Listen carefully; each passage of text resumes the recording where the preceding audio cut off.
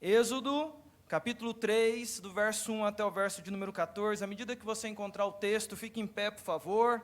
E aí nós vamos, se for possível, para vocês colocarem em pé. E aí nós vamos, então, caminhando aqui na leitura e naquilo que o Senhor colocou ao meu coração para compartilhar com vocês e que seja da parte dele para a igreja no dia de hoje. Êxodo, capítulo 3, do verso 1 ao verso de número 14. Diz assim a palavra do Senhor: Apacentava Moisés o rebanho de Jetro, seu sogro, sacerdote de Midian. Levando o rebanho para o lado ocidental do deserto, chegou ao monte de Deus, a Horebe. Apareceu-lhe o anjo do Senhor numa chama de fogo no meio de uma sarça. Moisés olhou e eis que a sarça ardia no fogo e a sarça não se consumia. Então disse consigo mesmo: Irei para lá e verei essa grande maravilha. Por que a sarça não se queima? Vendo o Senhor que ele se voltava para ver, Deus, do meio da sarça, o chamou e disse: Moisés, Moisés! Ele respondeu: Eis-me aqui. Deus continuou: Não te chegues para cá. Tira as sandálias dos pés, porque o lugar em que estás é terra santa. Disse mais: Eu sou o Deus de teu pai, o Deus de Abraão, o Deus de Isaque, o Deus de Jacó. Moisés escondeu o rosto, porque temeu olhar para Deus. Disse ainda o Senhor: Certamente vi a aflição do meu povo, que está no Egito, e ouvi o seu clamor por causa dos seus exatores. Conheço-lhe o sofrimento, por isso desci a fim de livrá-lo da mão dos egípcios e fazê-lo subir daquela terra a uma terra boa e ampla, terra que mana leite e mel, o lugar do cananeu, do eteu, do amorreu, do ferezeu, do eveu e do jebuseu. Pois o clamor dos filhos de Israel chegou até mim, e também vejo a opressão com que os egípcios os estão oprimindo. Vem, agora, e eu te enviarei a Faraó, para que tires o meu povo, os filhos de Israel, do Egito. Então disse Moisés a Deus: Quem sou eu para ir a Faraó e tirar do Egito os filhos de Israel? Deus lhes respondeu: Eu serei contigo, e este será o sinal de que eu te enviei. Depois de haveres tirado o povo do Egito, servireis a Deus neste monte. Disse Moisés a Deus: Eis que, quando eu vier aos filhos de Israel e lhes disser: O Deus de vossos pais me enviou a vós outros, e eles me perguntarem: Qual é o seu nome? Que lhes direi? Disse Deus a Moisés: Eu sou o que sou. Disse mais: Assim dirás aos filhos de Israel: Eu sou, me enviou a vós outros. Só até aí, vamos orar ao nosso Deus. Pai, nós te bendizemos pelo privilégio de meditar na tua palavra. Temos feito isso hoje desde logo cedo, quando tivemos escola dominical e culto pela manhã. E agora, ó Pai, nós retornamos à comunhão da comunidade, da Igreja Unida, para mais uma vez, ó Deus, abrir o livro santo e nos debruçarmos sobre ele, buscando instrução para a nossa vida. Senhor, nós queremos afirmar aqui nessa noite, neste lugar, que a nossa confiança não está em homens, não está na habilidade, ó Deus, de discurso e de retórica e de homilética de homens. O nosso coração, ó Pai, não quer ser sensibilizado por retórica, mas nós queremos, ó Deus, ter o coração impactado pela presença do Teu Espírito Santo em nosso meio. Porque é só o Teu Espírito Santo que nos convence da justiça, do juízo e do pecado. E só o Teu Espírito Santo pode nos fazer ser transformados pelo agir do Senhor neste lugar. Para isso, ó Deus, pedimos perdão das nossas faltas, dos nossos pecados, ó Deus, que porventura não foram confessados até agora. Senhor, nós temos, ó Deus, dureza de coração muitas vezes em nossa vida e pecados de estimação. Quero pedir ao Senhor, limpa o nosso coração, Pai. Em nome de Jesus, purifica a nossa mente, abençoa o Teu povo, quebranta-nos, ó Deus, diante da Tua presença, nos constrange diante da Tua presença. E, ó Deus, que pela Tua graça e bondade, estamos fiados nisso, o Teu Espírito nos ilumine e nos alimente e nos abençoe. E que, ó Deus, ao longo dessa semana, possamos dar frutos daquilo que o Senhor falou conosco ao longo de todo esse domingo, dia do Senhor. seja a tua bênção sobre a tua igreja. É a nossa oração, que fazemos a ti humildemente, pedindo, me usa, ó Pai, tem misericórdia de mim. Sou pequeno, limitado, e, ó Deus, longe de mim, ó Deus, fazer algo para mim mesmo. Portanto, ó Pai, que cresça Cristo e diminua eu. Portanto, ó Pai, usa os meus lábios para a glória do Senhor. É a minha oração ao Senhor, em nome de Jesus. Amém. Podemos assentar, meus queridos? Eu quero meditar com os irmãos nessa noite sobre o tema, quem é o nosso Deus? Se você gosta de anotar aí o tema de sermão, quem é o nosso Deus? Mas eu quero começar esse sermão, não olhando primeiro para Moisés, eu quero olhar para 3 outros personagens bíblicos, se você me permite, e eu quero olhar para esses 3 outros personagens bíblicos em um momento específico da história de cada um deles. O primeiro personagem bíblico que eu quero olhar, antes de falar aqui de Moisés, é Davi. Mas, em especial, um momento na vida de Davi. Aquele momento em que todos nós conhecemos, em que Davi sai para enfrentar o gigante Golias. Aquele momento em que ele corre e ele vai em direção a Golias e ele vai confrontá-lo, e nós sabemos da história. Mas o meu olhar aqui com você é como Davi vai em direção àquele gigante, como ele sai correndo em direção àquele gigante. Eu lembro que ele fala uma frase, Golias, tu vens contra nós com as suas espadas e lanças, mas nós vamos contra ti em nome do Senhor dos Exércitos, e ele já nos deu a vitória. Esse é o primeiro personagem que eu gostaria que você olhasse nesse momento, ele indo em direção a Golias. Mas o que ele tem em comum com outro personagem? O outro personagem também conhecido é Elias. E Elias também num momento muito interessante da vida de Elias, quando Elias, ele então, naquele tempo de desafios que ele enfrentava, e ele vai chamar ali os profetas de Baal, no Monte Carmelo, para aquele famoso desafio de clamarem a cada um ao seu Deus, e o verdadeiro Deus responderia. Vocês lembram daquela cena? Mas eu quero pegar esse momento da história, em que Elias, depois de ver os profetas de Baal, chamando Deus Baal, clamando por Baal, e Baal não responde, chegou a vez de Elias clamar a Deus. E Elias vai fazer a sua oração. E ele começa a sua oração dizendo assim, Deus de Abraão, de Isaque e de Jacó. O outro personagem que eu quero chamar a sua atenção aqui, antes de falar de Moisés, é Daniel. Mas numa fase também interessante de Daniel, um frame da história de Daniel, um sentimento no coração de Daniel que, a meu ver, tem em comum com Davi e tem em comum com Elias. Quando Daniel, depois de ser perseguido por estar orando, ele então é condenado a ser lançado na cova dos leões. E ele está sendo levado à cova dos leões. E ele é lançado dentro da cova dos leões, para que ali ele fosse tragado pela penalidade que ele havia recebido, e ele é jogado naquele cárcere. O que esses personagens têm em comum, e o que eu quero falar com vocês aqui nessa noite? Quem é o nosso Deus? A meu ver, o que Daniel, o que Davi e o que Elias têm em comum, é que eles têm uma característica que nós precisamos desenvolver. Eles sabiam quem era o Deus da vida deles. Eu quero perguntar para você aqui nessa noite, você sabe quem é o seu Deus? Porque existe aqui nessa jornada nossa como cristãos, um grande desafio que às vezes me parece que fica muito comum a nós, a parecer que todos conhecemos, mas nem sempre a realidade exata aponta aquilo que é. Ou seja, pode haver, e a gente tem um desafio na comunicação muito grande, que os comunicadores têm, que é aquele desafio de, será que o que eu estou falando é o que você está entendendo? Geralmente o professor tem essa dificuldade. Será que o que eu falo, isso é um desafio para quem é orador? Será que aquilo que está sendo dito é aquilo que o outro está compreendendo? Será que aquilo que é falado, será que aquilo que é trazido é aquilo que você compreende ao longo do seu aprendizado? E não aqui por um pastor, mas ao longo da sua vida. E a pergunta é, como tem sido a confecção na sua mente?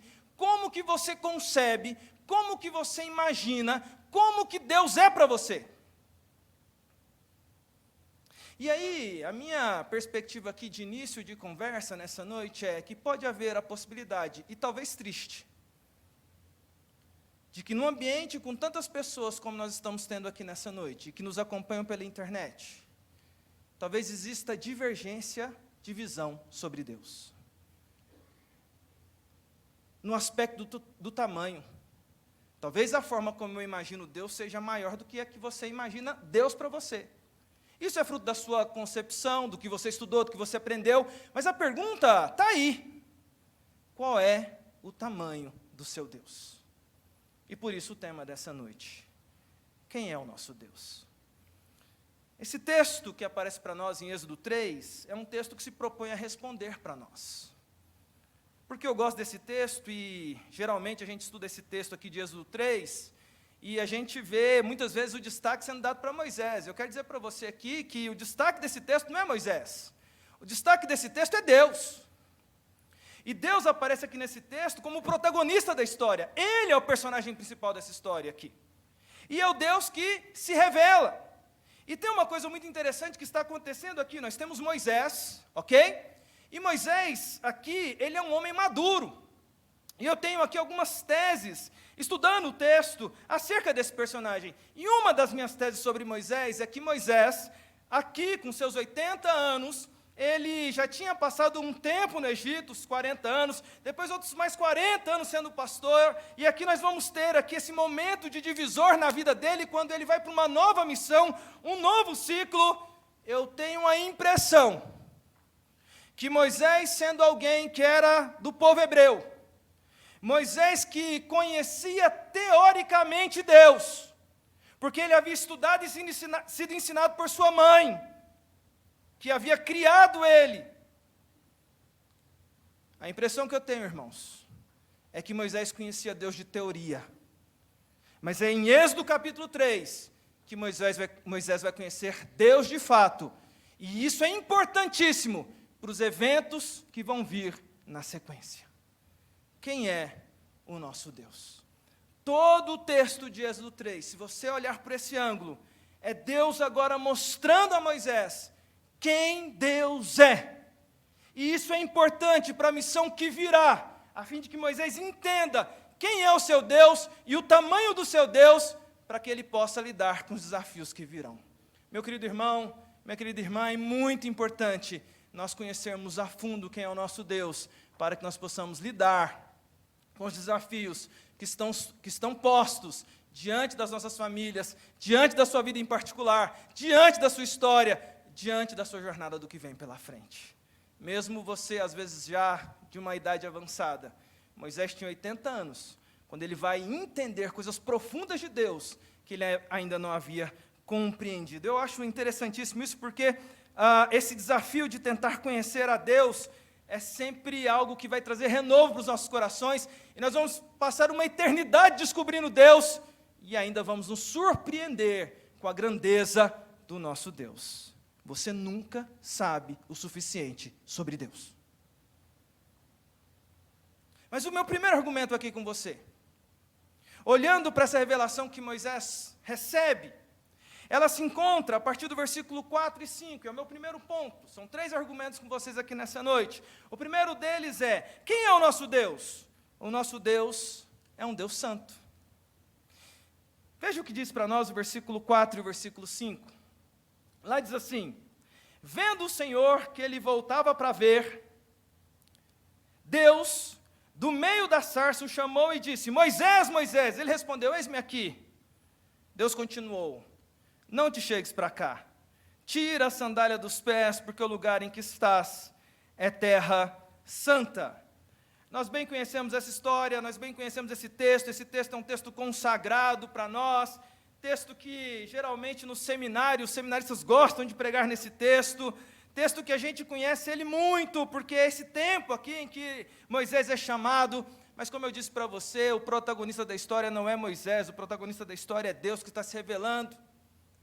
E é interessante perceber aqui essa didática de Deus, em que ele vai revelar aspectos da sua natureza, aspectos do seu caráter para Moisés. O primeiro aspecto que Deus faz questão de revelar sobre o seu caráter é mostrar para Moisés que ele é um Deus santo.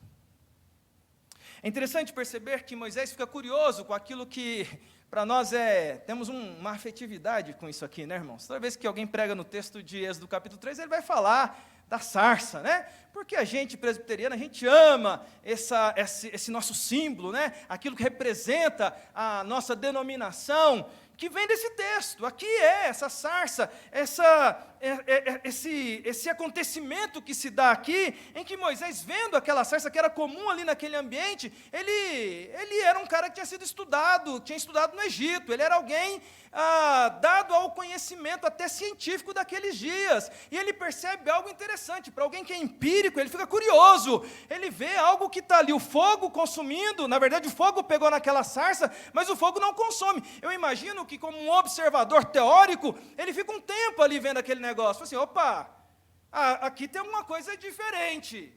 Em todas as minhas andanças, eu nunca tinha visto isso. Já vi sarça, eu já vi fogo. E eu já vi, onde tem fogo, aquilo consome. Mas essa sarça aqui não está consumindo, opa, temos alguma novidade aqui. E ele vai curioso para aquele lugar. Como talvez alguém estudioso seja curioso por natureza. E quando ele está se aproximando daquela sarça, uma voz solene sai de lá.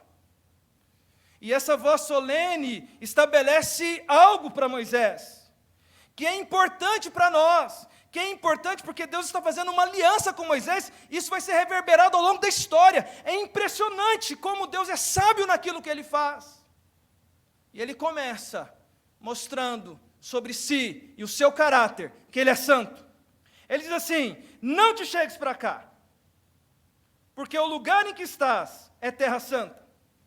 Sabe, irmãos, é interessante perceber, e talvez você pergunte, e talvez você fale assim: mas a gente já ouviu falar sobre isso, pastor. Santidade é um tema que nós cantamos o tempo inteiro.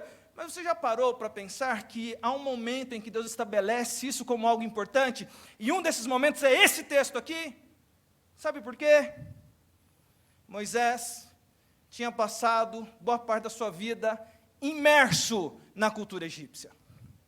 Inclusive o nome de Moisés é um nome egípcio. Moisés, Ramsés, todos esses final, Sés, são nomes egípcios. Aquele que foi tirado da água, o nome dele é egípcio, minha gente. Ele foi alguém imerso naquela cultura, estudado naquela cultura, como a Bíblia ensina para nós. E não pensem vocês que cultura não deixa respingos na nossa interpretação da realidade. Tinha sido deixado respingos na vida de Moisés também, por isso que Deus didaticamente se revela e diz assim: calma lá, deixa eu te dizer quem eu sou. Você viu teoria, agora eu vou te mostrar a prática. E a primeira coisa, eu sou santo. Tem um ponto importante aqui nesse aspecto. Os deuses egípcios tinham uma característica. Se você estuda todo o panteão egípcio de divindades, politeístas, os deuses egípcios tinham uma coisa em comum. Geralmente, eles eram nojentos. Eles adoravam o sapo, eles adoravam o gato, eles adoravam a rã, eles adoravam a lagartixa, eles adoravam mosquito, eles adoravam tudo quanto é bicho nojento, eles adoravam. Deus vira e diz assim: eu não sou como aqueles imundos e impuros que você está acostumado. A minha relação e a relação que eu vou estabelecer a partir de agora é diferente. Eu sou um Deus santo. Tira a sandália dos pés, porque para chegar na minha presença, você precisa de santidade também. Deixa eu te ensinar o valor da santidade. Meu querido irmão, nós precisamos resgatar isso na nossa vida comum. E lembrarmos, porque eu acho esse tema tão lindo, porque é Moisés que lá na frente, quando ele está instruindo o povo, depois que eles já saíram do Egito, que vai dizer assim: Deus é santo, sede santos porque Deus é santo. E esse ensinamento reverbera, e você vai ver lá no Novo Testamento, Pedro citando Moisés, dizendo: Deus quer que nós sejamos santos, porque Ele é santo. E o ensinamento permanece. Quando a gente se achega à presença do Senhor, talvez as culturas tenham modificado alguma coisa em nós, mas deixa eu relembrar você aqui uma coisa nessa noite: Deus não mudou, Ele continua santo, e para entrar na presença dEle, nós precisamos lembrar que precisamos de santidade em nossas vidas. Não brinque com isso. Aliás, vivemos uma geração que brinca com essas coisas e está levando isso ao extremo da brincadeira, né? Em vários aspectos. A gente não pode brincar com Deus Santo. É Ele que estabeleceu o nível de relacionamento. Não chega para cá, porque o lugar em que está é Terra Santa. Eu sou diferente. Eu lembro de uma história que aconteceu lá em Goiás. Sou de Goiás, né, irmãos? Lá em Anápolis. O pessoal acha que eu sou de Goianésia. Goianésia, eu trabalhei em Goianésia 13 anos. As minhas filhas são de Goianésia. Mas eu sou anapolino, meu povo. Eu nasci na cidade de Anápolis, a linda Anápolis, lá em Goiás. Mas eu me lembro que em Anápolis aconteceu um fato muito triste, um testemunho, que me permitam contar para vocês aqui. A gente tinha lá na igreja presbiteriana lá de Anápolis um irmão que era policial. E daquele grupo policial mais rígido, né, lá em Goiás chama Rotan. E o pessoal da Rotan dá as blitzes, fazem apreensão, recebem denúncias, eles com notificação, eles entram nas casas para ver se tem alguma coisa errada. É um pessoal mesmo de linha de frente. E tinham lá na igreja um irmão que era da Rotan. E um dia ele foi contar um testemunho, que ele chegou numa casa, e foi feita a denúncia que o rapaz que eles foram lá na casa era um traficante.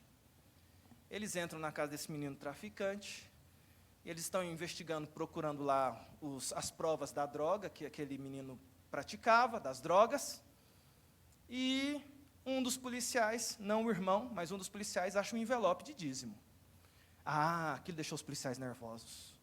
O envelope de dízimo indicava que aquele menino, além de traficante, era ladrão, e tinha roubado alguma igreja. E eles deram uma prensa nesse menino.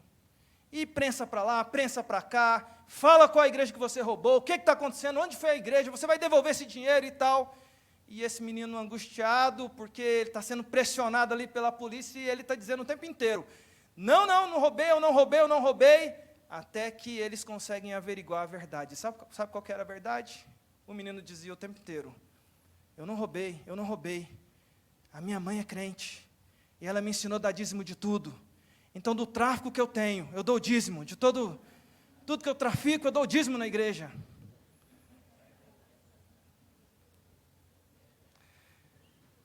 Infelizmente, irmãos, nós vivemos dias em que as pessoas não conseguem discernir o que está de errado. Nós vivemos dias em que as pessoas não conseguem perceber que estão fazendo coisa errada, e estão dizendo, não, mas se eu der o dízimo, se eu estou lá na igreja, está tudo ok. Deixa eu rememorar vocês aqui nessa noite a partir do que o próprio Deus estabelece. Ele é santo, Ele continua sendo santo. Mas isso me leva a um segundo argumento, meus queridos irmãos. E meu segundo argumento com vocês é que além desse Deus que se apresenta como santo, Ele se apresenta também como um Deus pessoal. Ele diz para Moisés, não chega para cá, tira a sandália dos pés porque está em terra santa. Moisés esconde o rosto porque teme olhar para Deus, mas Deus prossegue na sua conversa com Moisés, e ela é reveladora. E essa conversa diz assim, e mostra para nós quem é o nosso Deus. E o segundo argumento é que esse é um Deus extremamente pessoal. Olha o que diz o verso 6 até o verso de número 9, diz assim, disse mais, é Deus falando, eu sou o Deus de teu pai, o Deus de Abraão, o Deus de Isaque, o Deus de Jacó. Moisés escondeu o rosto porque temeu olhar para Deus. Disse ainda o Senhor, certamente vi a aflição do meu povo que está no Egito e ouvi o seu clamor por causa dos seus exatores. Conheço-lhe o sofrimento, por isso desci a fim de livrá-lo da mão dos egípcios e para fazê-lo subir daquela terra a uma terra boa e ampla, terra que mana leite e mel, o lugar do cananeu, do Eteu, do Amorreu, do Ferezeu, do Eveu e do Jebuseu, pois o clamor dos filhos de Israel chegou até mim, e também vejo a opressão com que os egípcios estão oprimindo. Meu segundo argumento sobre quem é o nosso Deus é que Deus se revela de maneira muito pessoal. E é muito gostoso perceber esse aspecto dessa didática de Deus se revelando a Moisés. E como isso é importante, porque está sendo mostrado para o povo através desse líder. Porque veja, esse texto que nós estamos lendo aqui de Êxodo foi escrito por Moisés. Na verdade, o livro de Gênesis foi escrito por Moisés. Todo o Pentateuco é escrito por ele. Olha a importância da didática de Deus revelando para esse homem, para que ele, na sequência, escreva sobre aquilo que ele contempla, daquilo que ele percebe. E agora Deus fez questão de mostrar para ele o seguinte: olha, Moisés, além de santo, eu sou um Deus pessoal. E a pessoalidade de Deus se revela em aspectos muito bonitos. Começa mostrando que Deus é aquele que conhece todas as coisas. Porque, veja, o texto não diz assim, está lá a sarça pegando fogo, e aí Deus coloca de propósito, que ele sabia que ia ser o símbolo dos presbiterianos lá no futuro, então falou assim, vou deixar isso aqui, porque eles vão usar como símbolo. Pus a sarça lá de propósito. Mas eis que sobe alguém, e aí a voz que vem da sarça diz assim, quem é que está aí? Sou eu. Eu quem? Moisés. Quem que é Moisés? O Moisés. Vaza daqui, não sei quem é você não. Você percebe que existem detalhes que se muda tudo? Quando Deus se dirige a Moisés, Deus se revela de maneira extremamente pessoal. O Deus que conhece Moisés por inteiro. Ele chama pelo nome, Moisés. Mas ele não para por aí, ele diz assim, eu sou o Deus dos teus pais.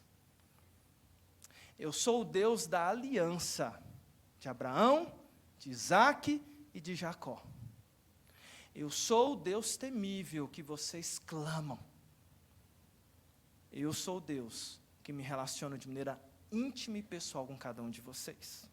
E essa pessoalidade se manifesta em outros aspectos, porque ele, além de mostrar que ele conhece, e ele conhece dizendo de onde ele vem, de quem ele é, e conhece os pais de Moisés, o povo de Moisés, que é o povo de Deus, povo da aliança, ele diz, e o texto mostra para nós que é um Deus que, além de conhecer, é um Deus que vê. Ele diz lá no versículo 7, que ele viu a aflição do povo, é um Deus que está vendo, não é Deus cego. É um Deus que ouve, no versículo 7 ele mesmo diz, ouvi o clamor. No versículo 7 ainda a gente percebe que Deus sente, conhece-lhe o sofrimento, Deus sente a dor do seu povo. No versículo 8 ele diz que vai vir, é um Deus que intervém. E ele diz lá no versículo 9 que ele chegou a hora, e ele então está dizendo que é um Deus que atende orações. Eu ouvi, chegou a hora de atender, ouvi o clamor, chegou até mim, eu vou atender. É o Deus que responde. Meus irmãos, eu gosto muito de teologia sistemática. Dentro dos estudos teológicos, um dos que eu mais gosto é a teologia sistemática por causa da organização que ela faz. E uma coisa na teologia sistemática que eu gosto muito é quando diz sobre o ser de Deus, que diz que Deus é transcendente, que Ele está acima de absolutamente tudo, a tudo Ele excede, Ele é maior que o universo, mas ao mesmo tempo em que Ele é transcendente, alfa e ômega, Ele é imanente. Imanente significa, em outras palavras, pessoal, que se relaciona, que conhece.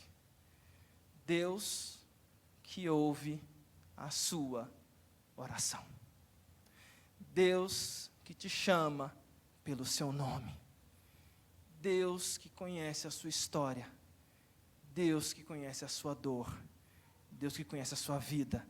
Mas não só o seu passado. Ele também conhece o seu futuro, porque não há quem se compare a esse Deus.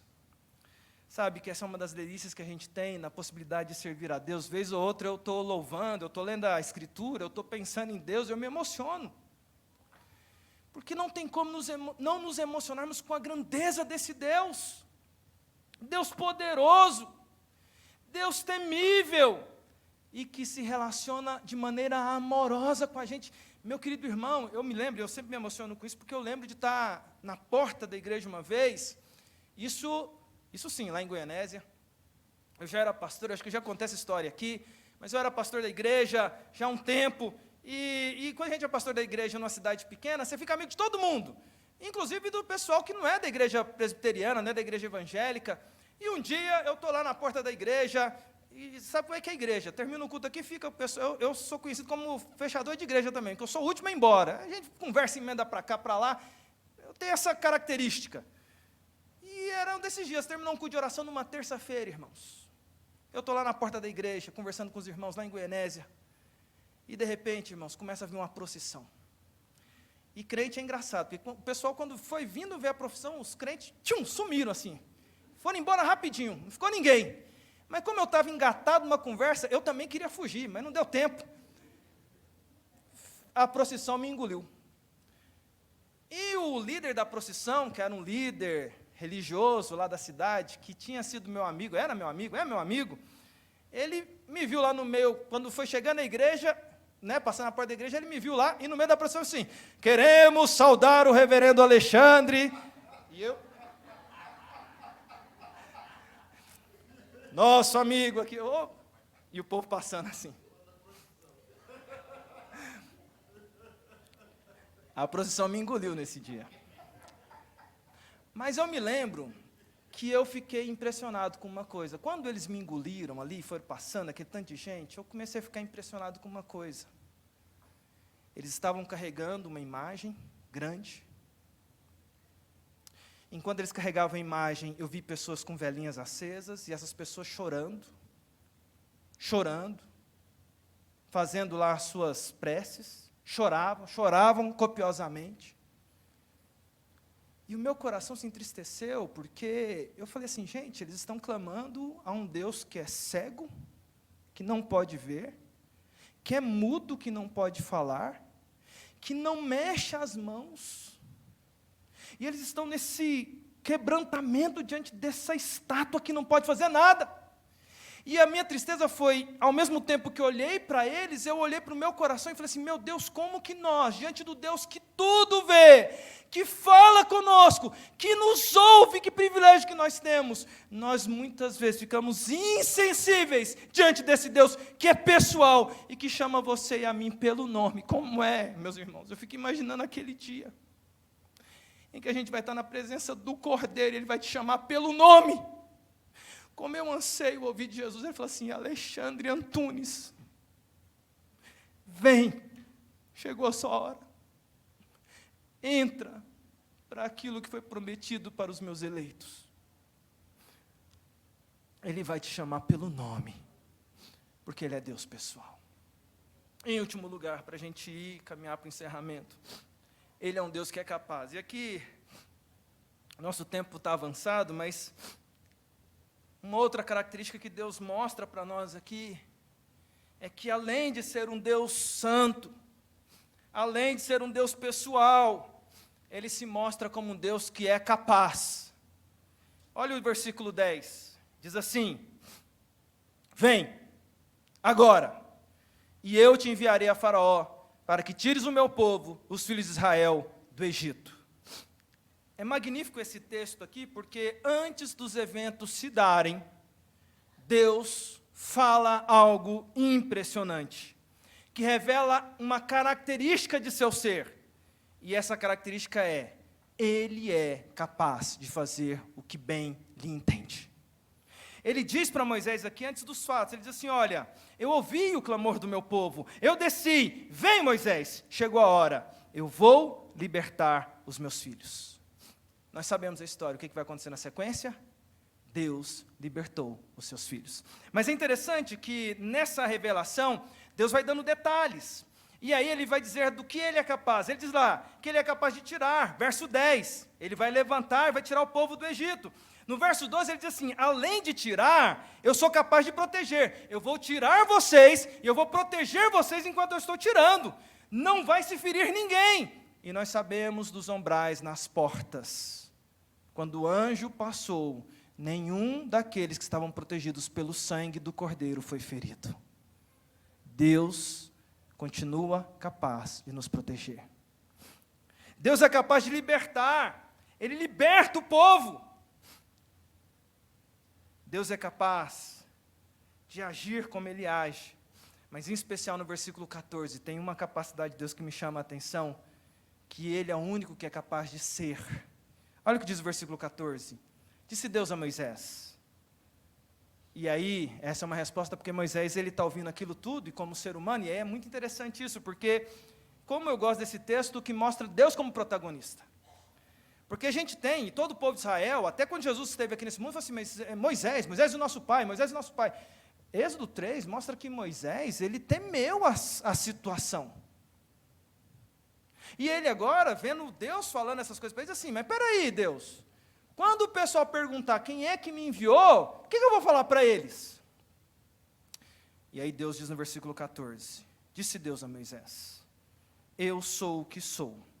Disse mais, assim dirás aos filhos de Israel, eu sou, me enviou a vós outros. Nós bem sabemos que a palavra aqui original que vai aparecer, e ela tem um peso bíblico, é a palavra Iavé. E eu gosto muito dessa expressão, quando Deus diz que eu sou o que sou, porque é difícil da gente interpretar isso aqui, e a gente tem muitas possibilidades que nos ajudam, mas uma, para te ajudar, quando Deus diz que Ele é o que é, eu sou o que sou, Iavé, é impressionante a gente perceber o seguinte, que Deus é o único que é capaz de ser.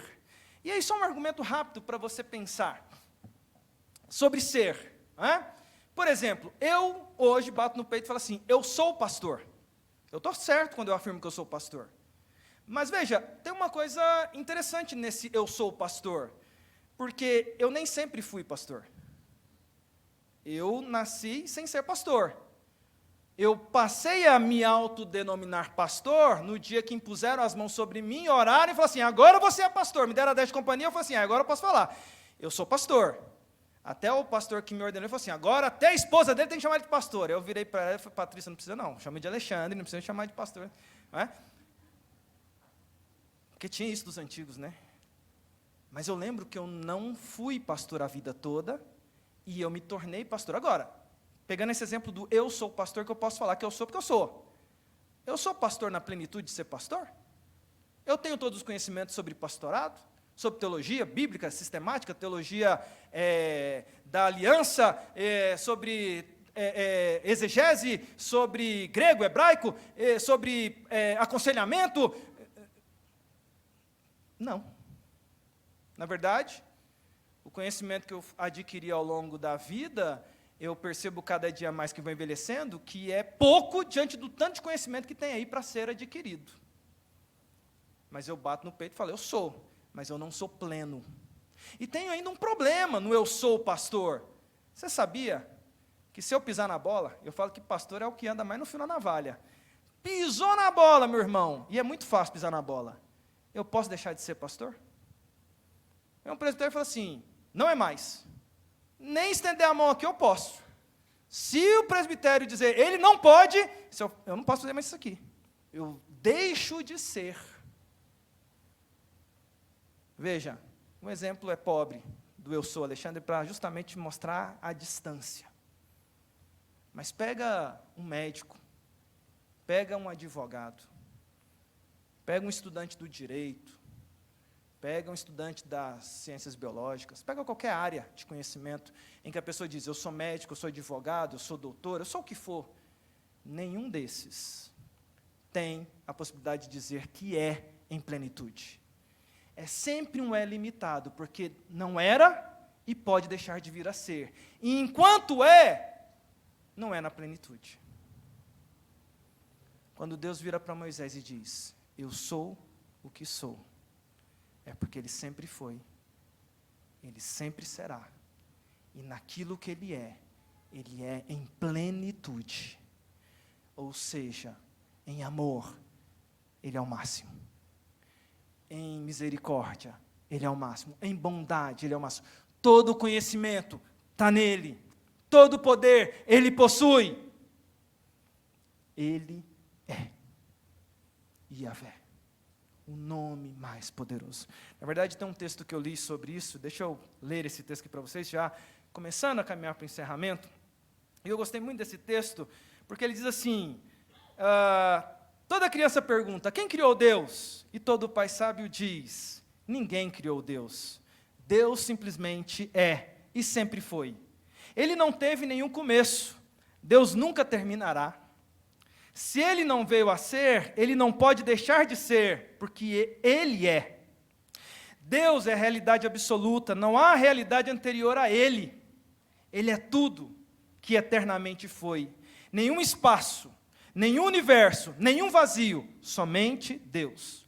Deus é totalmente independente. Tudo que não é Deus depende totalmente de Deus. Todo o universo é como nada em comparação a Deus. Tudo que nos maravilha no mundo e nas galáxias é nada comparado a Deus. Deus é constante. Ele é o mesmo ontem, hoje e eternamente. Ele não pode ser melhorado. Ele não está se tornando algo. Ele é quem é. Deus é o padrão absoluto da verdade, da bondade e da beleza. Ele é o mesmo padrão do que é certo, verdadeiro e belo. Deus faz o que lhe agrada e é sempre justo, belo e coerente com a verdade. Deus é a realidade, pessoa mais importante e mais valiosa do universo. Ele é mais digno de interesse, atenção, admiração e deleite do que todas as outras realidades, incluindo o universo inteiro. Esse é o Yahvé, o nosso Deus, o único Deus, o Senhor dos Senhores.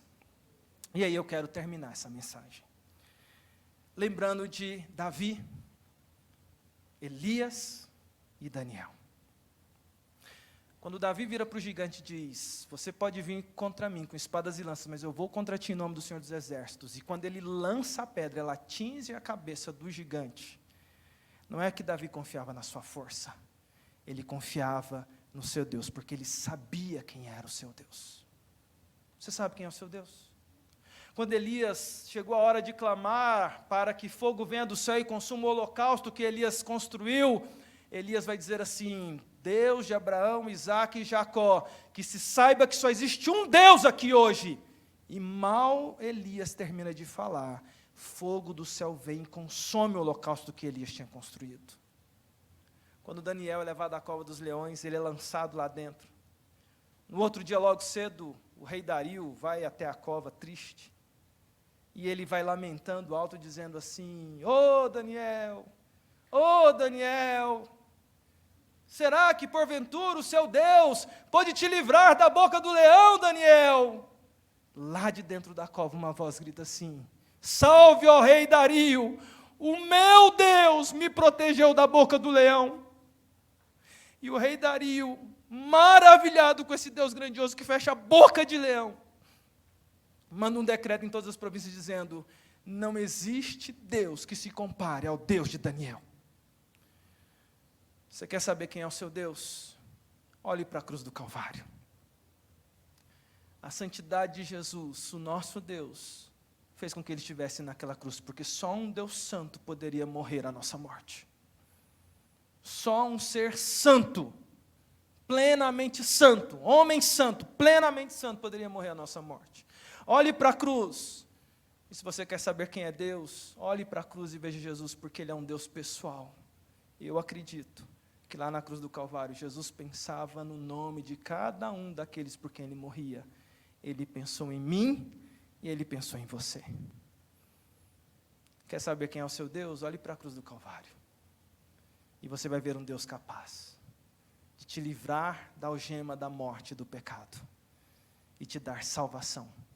Porque Ele morreu e Ele ressuscitou.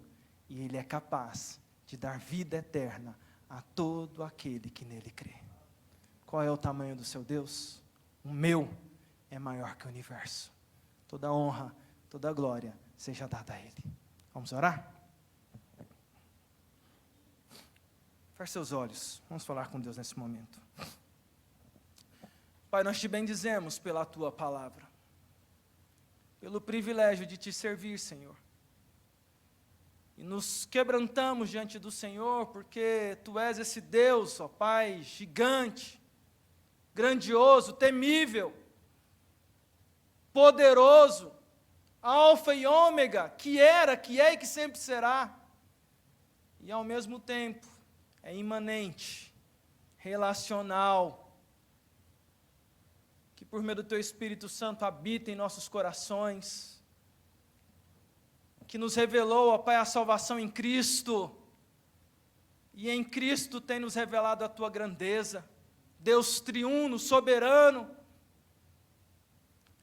E nós, ó Deus, nessa noite, queremos reafirmar, ó Pai, a nossa dependência do Senhor e pedir ao Senhor: não nos deixe confundir as coisas. Peço por mim, pelos meus irmãos, não nos deixe tratar a Sua santidade como brincadeira. Peço por mim, pelos meus irmãos, ó Deus, não nos deixe, ó Pai, ser iludido pelo mundo, achando que o Senhor não está olhando para nós, porque o Senhor é Deus que nos conhece e tem cuidado de nós. Senhor, se tem alguém aqui nessa noite, ó Pai, que está preso a alguma coisa, algum vício, alguma mazela, algum pecado, alguma situação, algum familiar que está preso, eu quero rememorar aqui o que essa mensagem diz, que o Senhor disse a Moisés que iria libertar. Eu quero pedir ao Senhor, nessa noite, liberta, em nome de Jesus. Se tem pessoas aqui presas a algum tipo de situação que o Senhor sabe, a escravidão, a situação não é mais poderosa que o Senhor. O Senhor é Deus que liberta. O Senhor é Deus que quebra correntes. Quebra correntes aqui nessa noite. Essa é a nossa oração. Olhando para aquele que é o santo, aquele que é o nosso Deus pessoal, aquele que nos salvou. Oramos no nome do Senhor Jesus Cristo. Amém. Que Deus abençoe.